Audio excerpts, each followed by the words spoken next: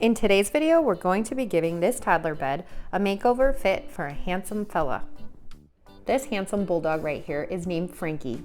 Frankie belongs to a friend of mine who has been so kind in the last year. She's given me so many pieces of furniture. Now I'm going to return the favor and paint her fur baby's bed. We want to change the color from pink to gray. When I got this bed home, I started looking at it and I thought, wow, to paint this would be pretty tricky. So it might be my best bet to actually spray it. So in this video, I'm going to prime, paint, and seal using spray paint. Let's flip it.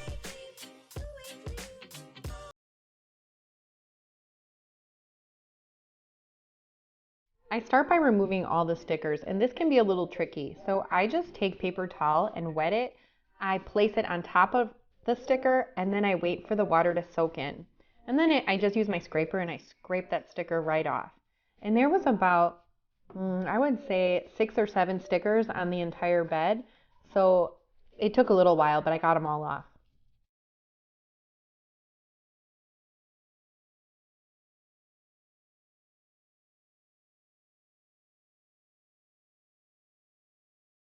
Now I want to clean the bed, so I use my Dixie Belle's White Lightning Cleaner, and this is my mixture. I use 1 tablespoon per 16 ounces.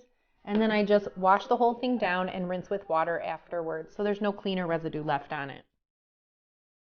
Now for the primer. I would say this is the trickiest part of the entire process because I love to use Zinsser's Bin Primer, but this is the aerosol can, and this is about the 3rd time I've used it. It can be really, really tricky.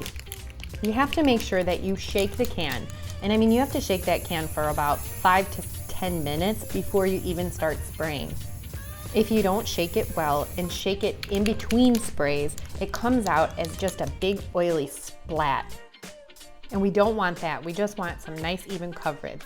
So my first tip is to make sure you're constantly shaking between sprays.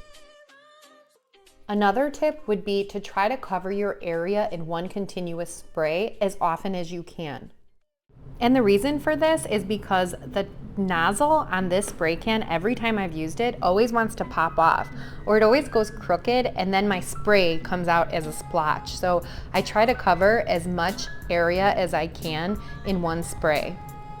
So just keep in mind if you're going to use this spray that it is kind of tricky and there is a learning curve. And when I'm using any aerosol can, I usually keep it like 10 to 12 inches away. The last tip I want to share with this primer is that you should have some paper towel nearby because it does kind of spray out and then buildup covers the nozzle. You want to keep the nozzle clean so you have a nice fine mist. This is 1 coat and you can still see the pink, but I'm not going to do a 2nd coat. This is just enough. Now for the gray, we've decided to go with the Country Gray from Rust-Oleum's Chalked.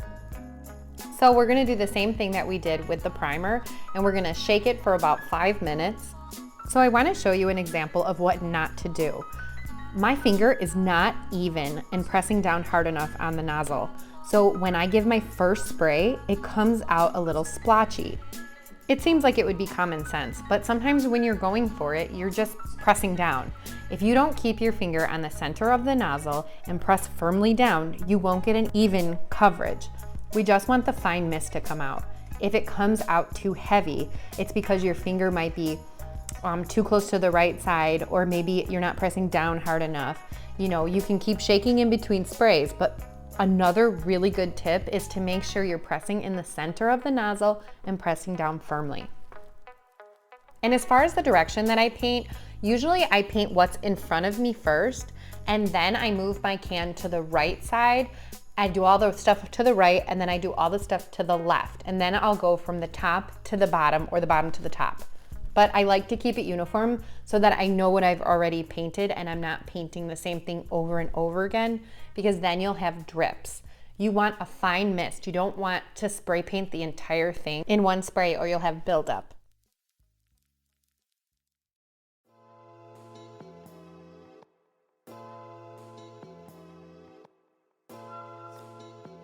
And here's what I do if there's a drip. It's easy. If it's still wet and you have a drip, take your paper towel and simply wipe it off. You're gonna think, oh, it's not gonna be even, but once you spray it again, you have to do this while it's wet.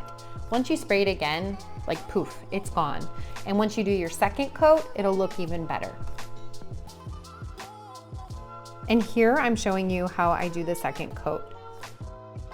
So in all, I do a total of 2 coats, and then my third coat is just fine tuning. My first coat covers a lot, my second coat covers most, and then my third coat, it's if I missed a little spot or if there's a crease in between the wood or sections, then I can just cover that with just by doing like spot spraying. In total, to do this entire bed, it took 3 cans of paint. And this is after my second coat. I just kind of went through with my sanding paper to make sure that there were no drips.